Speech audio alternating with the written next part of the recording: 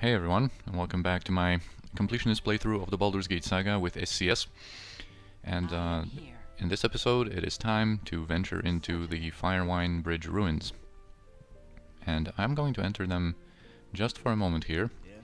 I'm going to just disarm a trap, and I'm going to go back, and I think I'm going to travel onto the surface part of the map with the Firewine Bridge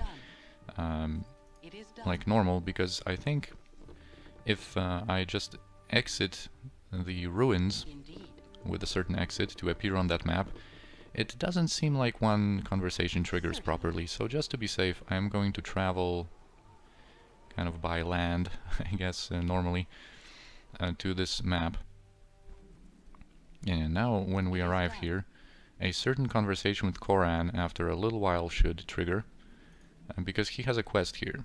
And I want to do that quest, and that quest comes from the NPC Project. And for some reason we have like these two spots uncovered on the map. Come on, Koran. We have Benton here, which is a pretty funny dude. So maybe when you approach a certain area, although Koran stopped, I think he was supposed to trigger that conversation, but combat happened.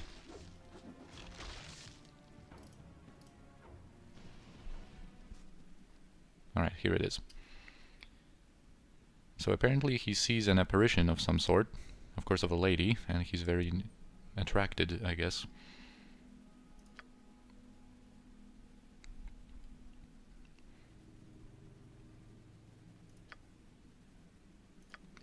Alright, so that conversation is needed to trigger for that lady to appear. Alright, and now back to our regularly scheduled program. Benton is a priest of Ilmater, the crying god or the broken god. The god, a good aligned god that's basically about suffering instead of others. Basically taking on their suffering onto yourself to ease their lot, I guess. Alright, so normally I would say that none of us worship Ilmater and he would try to like convert us, but the funniest thing is if you say this: of course, not one among our party would think of venerating any but the great god Ilmater. And he's, why, I am so pleased to have met such a group. I am giddy with joy. I think I will have to administer some self-flagellation just to calm myself down.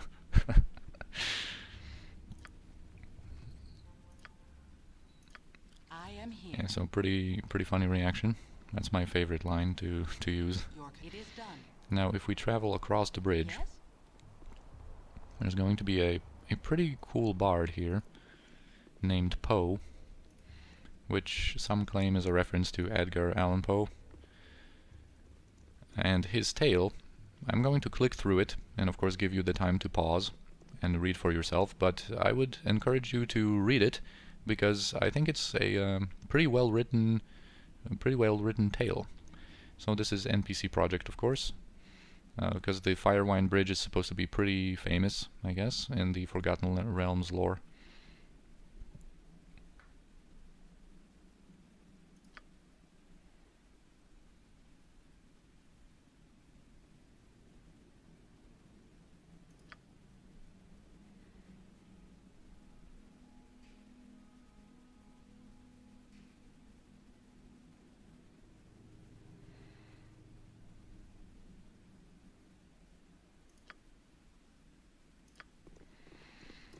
Alright. Let's talk with Poe now. Hello there. Yeah, so apparently he's been working on a tale regarding the Firewine Bridge ruins and what happened about 300 years ago. Apparently a tale of heroes and villains. So let's hear it. And of course, like I said, feel free to pause. I'm going to click through it. And basically tells of a group of knights that came here to battle some evil, and they triumphed, but apparently one of them betrayed them after the battle was done because he wanted all of the riches for himself. So when they were sleeping, I think he slit their throats. Yeah, knife to the throat that snuffed the lights behind their eyes. And but yeah, Strong enough to break a vow, alone with gold he struggled now, to leave his dungeon deed and hide. Alone he fell, alone he died. So, yeah, basically these betrayed knights now are spirits that are restless. And this is basically a quest inside of the dungeon, where we're going to meet these restless spirits, and we will be able to do something to finally give them their proper rest, I guess, in the afterlife. And this is the NPC project, of course. Some characters are going to be have some comments. Milady. And this is pretty funny. Like, Koran, apparently, this reminded him of a tale. And it sounds like it's going to be some kind of an epic, dramatic tale. But apparently, you know, this is about a statue of a king Ectelion or Echtelion that was very lifelike. And first his sister was so captivated by the statue that she turned into a banshee and like wailed, I guess, in the vicinity. And then Inga Highwing came across the statue and was also singing, writing. She wrote her own songs about him, and came to his statue every day to sing to his stone image. And then one night, when she was in the middle of a particularly moving ballad, oh wonder, the statue stepped down from the column on which it stood and walked over to Inga. Echtelion lived again. The small crowd that gathered round was so quiet that a snowflake's fall would have broken the silence. Ectelion's voice had not grown hoarse with disuse, and the whole gathering hearkened to the words he said to Inga Highwing. Seldarine, have mercy on me. You wail worse than my sister. So the statue came to life because she was singing so badly. He's like, what? Bad poetry has the power to turn stone to flesh and raise dead, apparently. Yeah, so let's give him 10 gold for that tale. A very good day to you on your travels. Your concern? Alright, now let's continue with our adventures now. Now, you might remember me mentioning a couple of times the component of SCS that I've installed, which was the dark side kobolds. And unfortunately, this is pretty tiresome on this map, especially both on the surface and in the dungeon itself. The groups of kobolds that can spawn are just... It's not that they are hard to defeat, but it's just there's so many of them, it becomes kind of tedious to deal with them. So let's just drop a quick fireball on them. Boom. Yes, indeed. And there can be like really plenty of them. Yeah, I'm not even gonna bother looting them. So here's Amelia, that spirit that Koran saw earlier. Apparently he's quite enchanted. So she tells that tale that she's apparently a ghost now, because she swore to give like red roses on her 16th birthday to some guy that wanted to marry her. If he rejected her, that would be the red roses, and a white one if she accepted it. So she rejected him, wanted to give him the red roses, but apparently he fled to this dungeon to hide from her, I guess, not to receive these roses for some reason.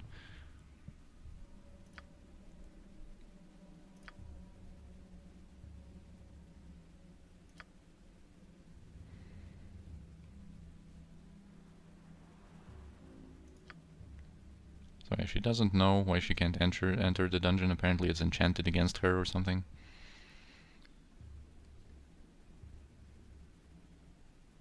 Yeah, so we can ask, you know, pressure her a little bit more, because her story is a little suspicious, and she is indeed not what she seems to be.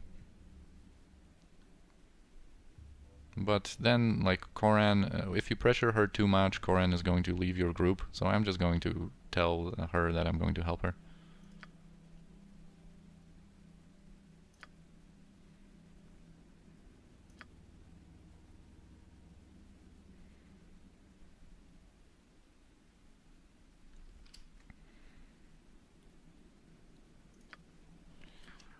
Oh yeah, more of them. Let's give Yeslik a little bit of time to shine here.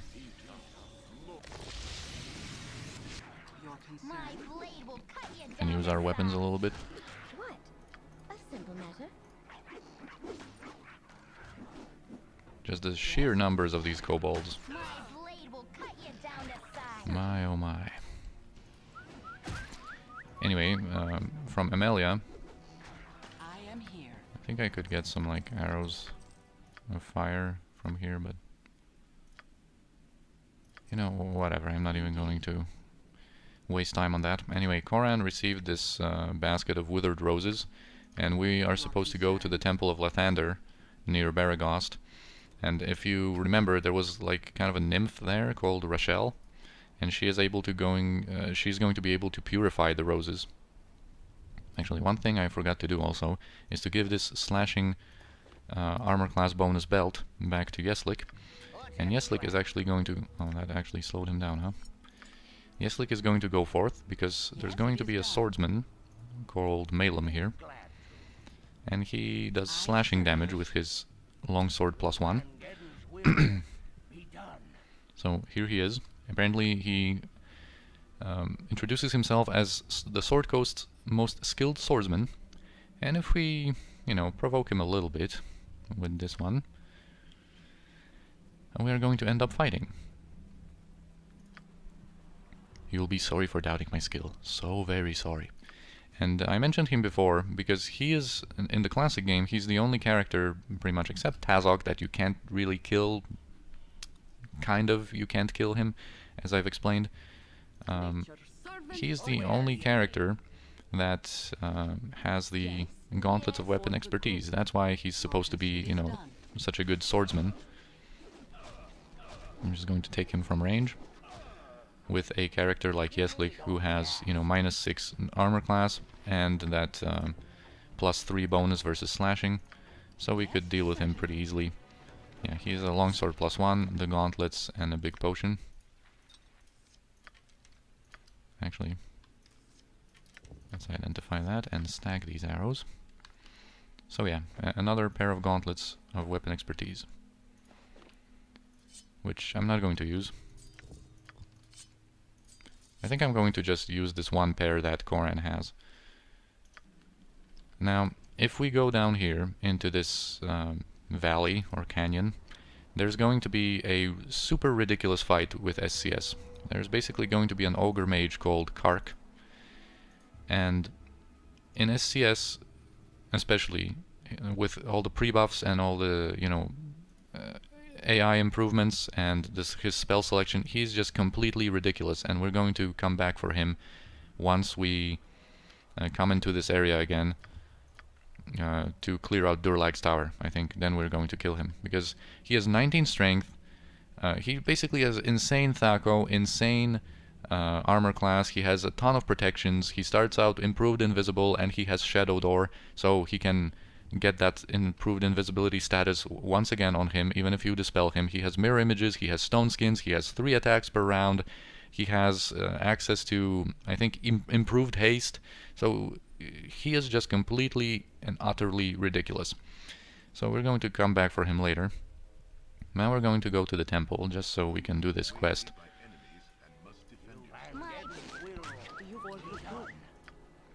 Just ambushed by wolves.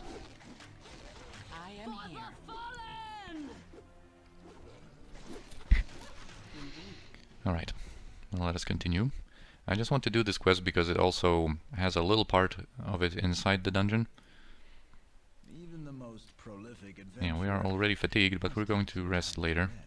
Let's teleport here and enter. And then Rachel, I think, is going to... Yeah, she's going to start talking. So yeah, Koran has these roses.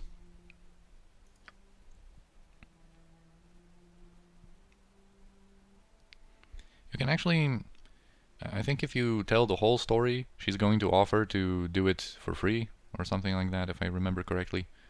But she's also going to tell something about a kind of like a slight evil aura that surrounds the roses, or Koran now, because if you remember, he got hurt by these roses.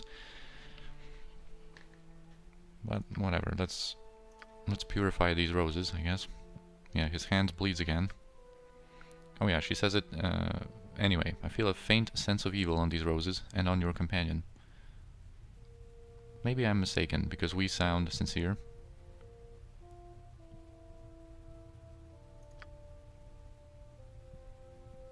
She can do this like blessing for 100 gold pieces. It does absolutely nothing. But whatever, let's go with it.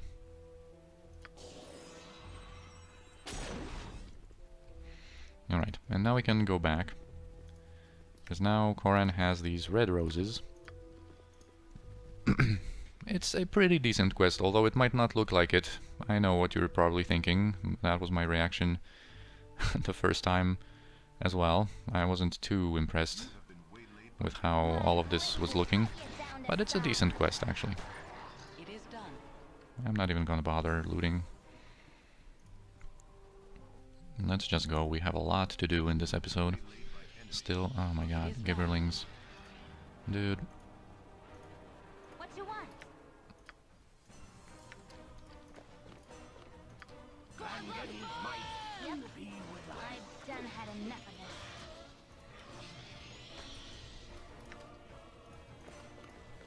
Just a little speedy Agazanazar's Scorcher.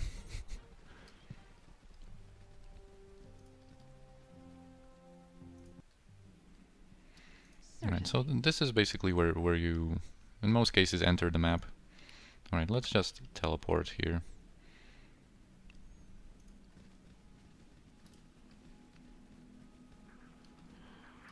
Oh my god. See, this is what I mean with these kobolds, with this component. Just wasting my fireballs on stupid kobolds. And just padding Imoen's kill stats. What is it? Alright, and I think, you know what, once we ran out of these throwing daggers, I think we're going to switch to this boomerang dagger +2 finally. I think we're late enough in the game. We've killed Daviorn, and, you know, we've done a lot of pretty ridiculous fights.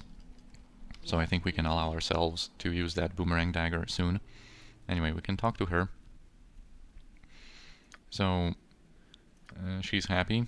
And apparently we are supposed to, like, give these roses to that supposed lover of her, who is apparently hiding in this dungeon. So let's venture forth. Indeed. And he's going to be right here. Nathan. And he's quite terrified by the roses. Yeah, my will weakens by the second. Here, take this. That's what she wants.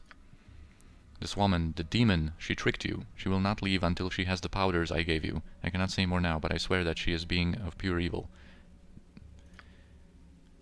Yeah, I must run to the mistress's call. Yeah, and Koran feels the same. He says that he can resist for now, but not for long. So yeah, he gives us... Well, we should have the powders. And I'm not sure if I'm not seeing them because I'm blind or what. Yes? No, the party has only lost the item. So I'm not sure why we don't have these powders. Anyway, there's a little thing about the powders. I am going to actually... Oh, travelers, hold a moment. Yeah, so Koran leaves our party and runs to Amelia. Apparently her charms... Oh my god, again! Come on, dude. These kobolds, dude. Just leave me alone. To battle! It is done.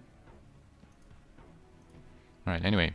So apparently, you know, Koran is already, like, charmed by her. And there are two ways to do this. First, I'm going to just do the first way, and I'm going to reload and do the encounter, because we want to, of course, do the encounter, but I just want to show you this one thing. So yeah, apparently we have the powders, although I didn't see them anywhere in my inventory. Maybe I'm just blind. Anyway, and there's a couple of ways to do it. Of course, you should bargain for your, you know, for her to leave these two guys alone. Also, you can ask for the truth. And she's going to be pretty ominous sounding, because she knows apparently something of our nature. And we can ask more about it. What do you know about me, Amelia? Please tell me, and the powders shall be yours. So we can bargain that information, I guess, for the powders. And she's going to say that we're not entirely human, that we have some evil blood in us and stuff like that. Of course, another, you know, reference to the answers that we don't have yet about our origins and stuff. But yeah, we can give her the powders, and she's going to release these guys. And she gives us a necklace, and I can't identify it now, I think, but basically the necklace is not usable but by good aligned characters, and it basically gives you an additional arcane memorization slots for mages for spell levels 1, 2, and 3. So it's a really nice amulet, actually, if you have Zan, for example, because, you know, Edwin has his own unique amulet, but for Zan, for example, or Zar, this is a nice amulet. But of course that means that she kind of gets away. And now when we talk to... oh yeah, Coran gets returned to our party, she grows her wings and teleports away. And now Nathan is going to explain that these powders were basically a device invented by one of the Allcaster's school's mages to travel between the planes. And apparently she has, or that mage has summoned the succubus to like entertain him, and she stole the manual, but before she could get her claws on the powders, the mage warded the dungeon against her. So now she is free to travel between the planes, but yeah, it's not a bad ending. And also, if you press him to give you some payment, he's actually going to give you 4 really nice potions, like a 24 strength potion, potion of mind focusing, potion of master thievery, and 1 potion of regeneration. But we're not going to be that evil, I guess. Before we rest, I think we're going to just quickly do this encounter. I am here. Sinashira is probably going to buff up with shield.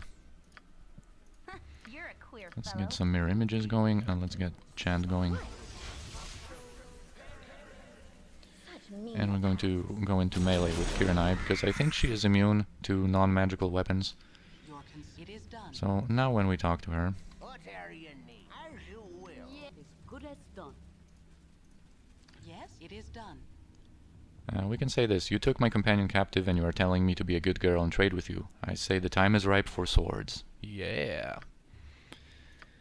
Alright, so these guys attack us as well. As you direct. Nathan and Koran, which is What you want?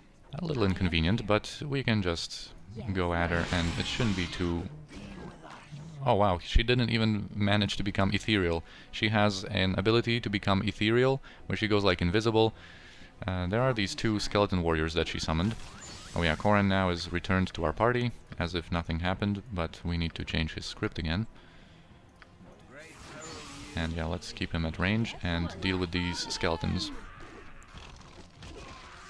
Indeed.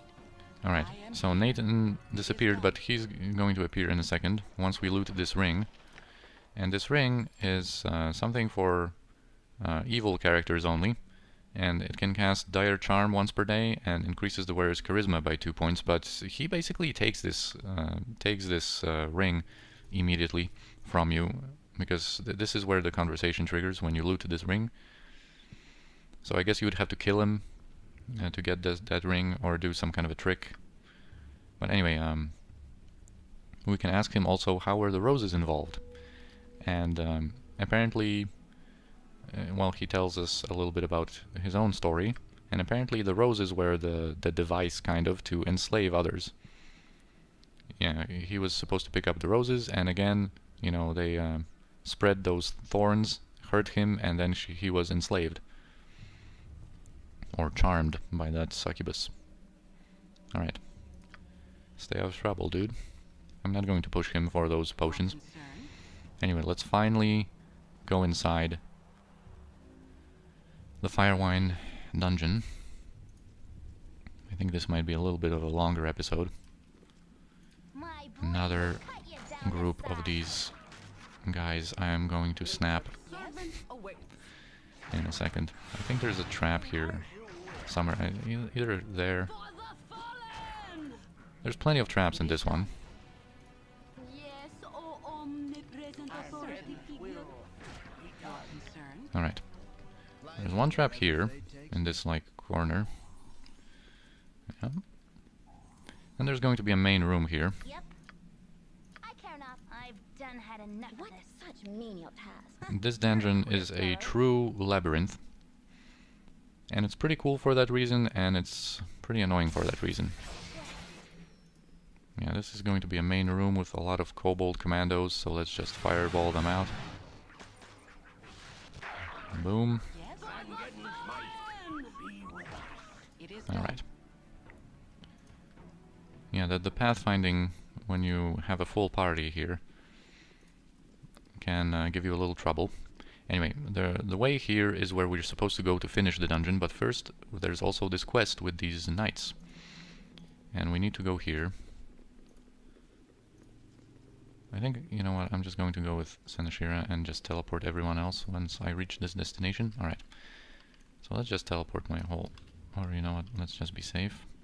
Teleport them there. Now, if you talk with any of these knights, yeah, they say the same thing as Poe. Together, you know, enter, together fall. Such was the vow agreed. None shall leave until all are one. Such the vow remains, we must be as one. So, the traitor, the betrayer, is still not with them. So they cannot be at peace. I think there's one trap over here, if I remember correctly. Let's just be careful about this.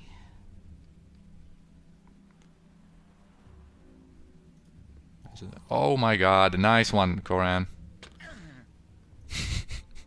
Why did it take you so long to detect it, dude? I knew it was there, I shouldn't have doubted myself.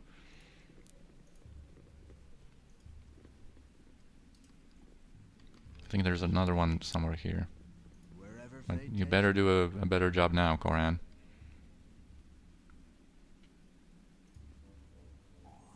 Oh, it's there. Okay. It is done. York indeed. Oh my god, more of these guys. Yes? To battle!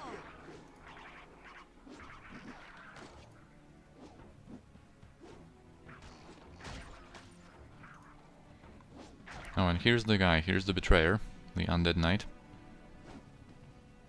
Strike me down. Take the armor back. What you want this way? So apparently, you know, obviously he also cannot know peace. And he's also an undead being stuck here.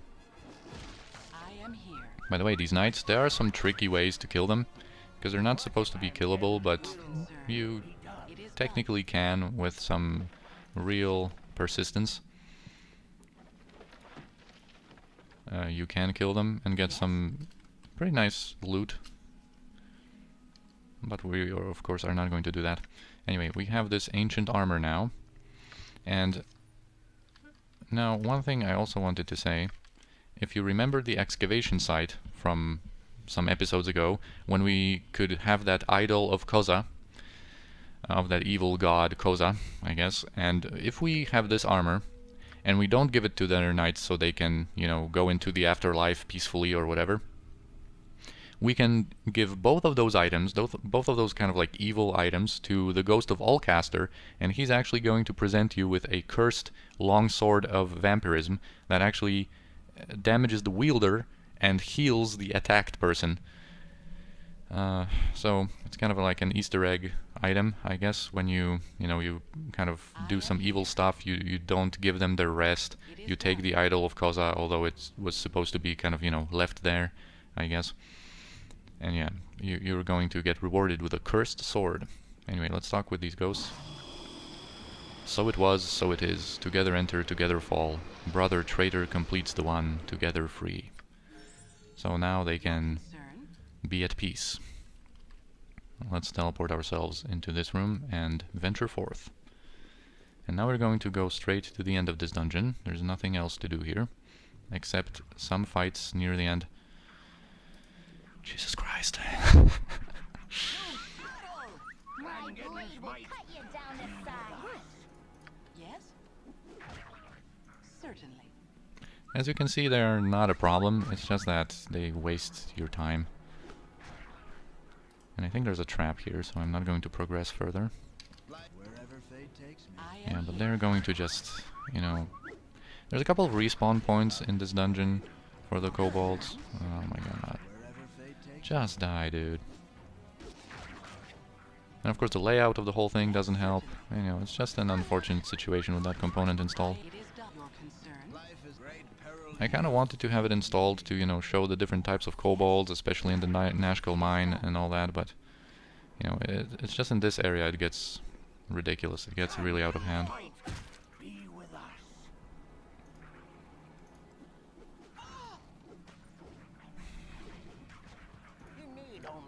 am here. It is done. And sometimes they can get, like, stuck in the wall.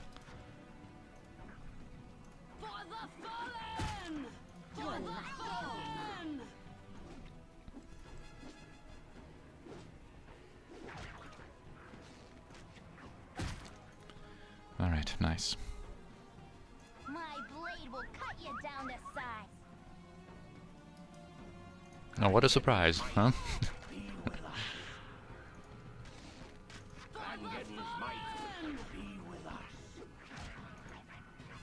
Your concern, nature's servant awaits.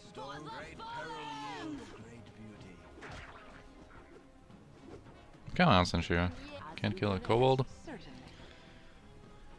I remember there was a game back in the day called Die by the Sword, and one of the insults that your main character would say to the people he was fighting against was, "You fight like a kobold." So yes, Sanshiro, you can't best a kobold in combat. Your concern, Let's just do a little heals. Some heals here, because there are going to be two encounters here, pretty much. One with Lendarn, who is a level 7, I think, mage. So at this point, you know, he's still dangerous because he's an SCS mage, but of course we've met much powerful foes before. But he is still someone that we need to, of course, take seriously. And then there's going to be kind of the final boss of the dungeon. Oh, here comes Lendarn. I guess he heard us. He starts out like around there. I guess he heard us fighting the kobolds, or like pre-buffing here. And I wanted to use some spells before tackling him, but whatever. Let's charge. Just allow him to get his pre-buffs. He has stone skin. But, come on. Alright, now his pre-buff's triggered in. So he has protection from normal missiles, improved invisibility, and minor globe and shield. But he doesn't have mirror images, actually. So that means that we should be able to... this would be a good place for a We should be able to deal some nice damage to him. I think, because we don't have to cut through these mirror images. Oh, actually...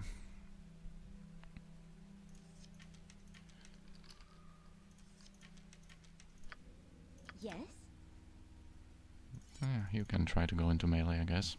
If a tree falls May, you're going to use that wand. I'll kill the bastard with it. And you know what? You probably also need to go into melee, but in a little bit. Oh yeah, so because he doesn't have mirror images and he just has stone skin, our, you know, Ashadina Warhammer could deal the electricity damage to him and interrupt his spell.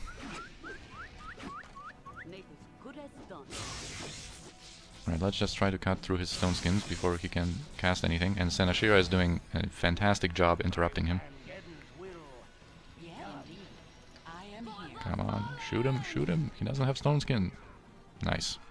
That was an evocation spell coming right at us, and that could have been a lightning bolt that could have completely devastated us. But fortunately we were able to deal with that. Actually, Koran is going to use some acid arrows now, because we're approaching the final fight in this dungeon here. But we're going to do some more buffage. Let's bless up. Senashira, I think her shield ran out. And I think I'm going to buff up with shield, because I think this Ogre mage that we're going to be facing off against, he can, I think, have a minor sequencer with like double magic missile. That's one of the possibilities. What is it? At least, so let's be prepared. And of course the whole layout here doesn't help at all. I am here. It done. But this guy has the second cloud kill scroll in the whole game, and also has fireball, lightning bolt. So yeah, great stuff. And some potions, potion of power, by the way. Potion of Stormform, and of course now our container is full. But let's just let Senashira carry these potions of invulnerability on her quick slot, because I think she's going to be using them more often than so far she's been using. And I think you know what, we can actually approach with Imoen first, because I don't think this mage is going to have some serious pre-buffs. Come on, Kobolds. Yes, The Ogre Mage is here, so I just want to be kind of careful when dealing with these Kobolds. You know what? This is time for another fireball. Just clear them out. Oh, and a Grillion there also died, because there are two, I think, or a couple of Grillions in the area. Right, here it comes. Boom! Another chunkage. But now the mirror images of Imoen have faded. And it's not a good idea to approach with her. So actually, let's just come out. Just kill this freaking kobold, dude. But we need to have Imoen ready here. Oh, another Ogrillion. Maybe we can reposition to, like, there. Your concern? Okay, goodbye. Yes, it is done. Okay, here's the Ogre Mage. Yeah, puny peoples come to fight? Good. So we've come to put an end to your evil tyranny. And he actually is smart. Look at his plan. You fall for trap like all others. Me pester little halflings, and heroes come to dungeon. They always have better treasure than simple halflings. Now we fight, you die, and me get all you have. It is done. Alright, let's try to get him. Yeah, he just has mirror images and ghost armor. Although he started casting an enchantment spell, and you know what, just to be safe, I am going to use this greenstone amulet, just so that after this whole episode... Alright, that was just a charm that she was able to resist, because charm, like basic charm spell, is pretty easy to save against now. Hopefully he's in the vision for some, for some magic missiles to get rid of his mirror images. And yeah, we're able to kill him pretty handily. And there's an exit from this dungeon here, and wonder where will it lead. We'll find out in a second. Just kill this guy, loot our Ogre Mage boss for some gems. Alright, and now let's check out this exit. Oh, apparently it led to a halfling home. Yes, indeed. And here's Jenkel. What in the nine hells are you doing in my burrow home? So it sort of smells like kobold in your little hole. I wonder why that is. I thought halflings hated kobold. And of course, you know, we just went through this whole dungeon that you have a secret passage to quickly access it. And he's like, oh no, you found me out. Yes, I'm the one who has been letting the kobolds into our quaint little town. It's just too bad that you won't be alive to tell anyone about it. Yeah, because one halfling against our entire party, you have great chances there, dude. Oh wow, that was some burst damage. In SCS, actually, he has a chance to escape and reappear later. Oh, and here's that kobold that left through the exit.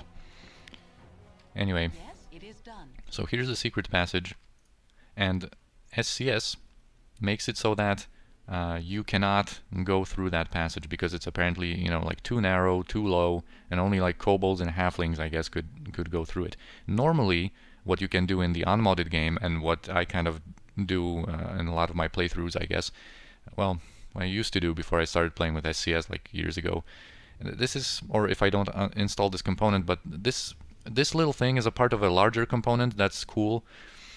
Anyway, the thing is that you can just go into his home, go through this passage, kill the Ogre Mage, and just get out of there and have the quest done. The Firewine ruins are cleared that way. Anyway, so let's just loot him and loot his stuff. It is done. I don't think he has much, but he has a potion of storm form. I'm not sure if this scroll is legit or not. It's probably cursed. Anyway, I know that Jehira leveled a while ago, but it is time to kind of wrap up this episode. Your concern?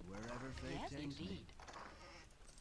And I just want to finish this quest. We're going to talk to Gandalar Luckyfoot now, finish the quest, and continue our adventures in the next episode. And I think it is going to be time to finally visit Baldur's Gate, the city of Baldur's Gate. It is done.